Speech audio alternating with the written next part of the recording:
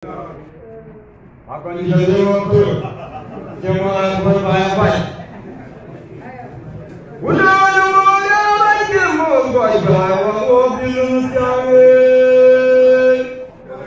Pada hari ini dua maju agor kuagatnya. Jemaah yang jadi juri amat mai tuan dia.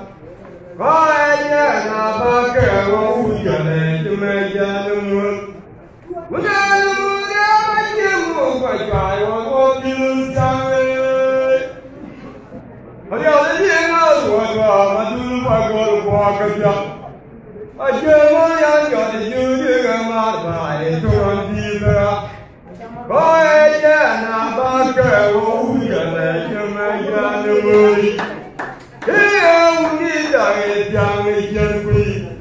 mengaji kumarai jamaah aku ayam di mana tujuannya jatuh berjimat hari ini kau dah tahu jangan berlalu madu panjang kejam baru